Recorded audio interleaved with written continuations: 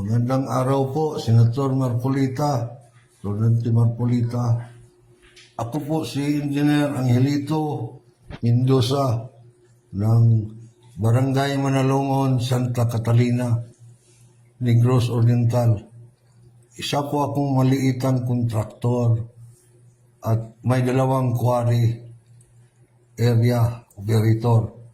Humingi po ako ng tulong na maimbestigahan at ma-facilitate inquiry ang pamamaril sa akin noong August 27, 2025 para mahuli po at magkaalaman ang talamak na korupsyon dito sa aming probinsya. Isa po akong witness sa kasong sinampa ni Kitty Torres sa aming gobernador na si Chaco Sagarbarria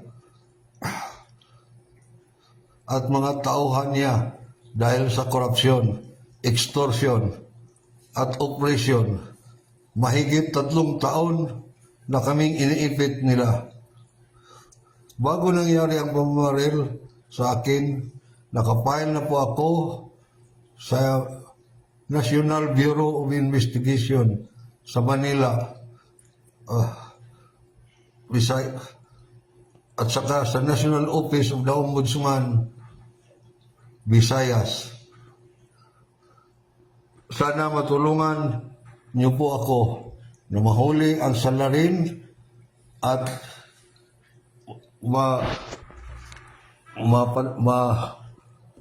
bigyan niyo po ako ng solusyon sa aking quarry na ino-override ng isang malaking kontraktor dito na walang ECC at area clearance. Maraming salamat po, Senador.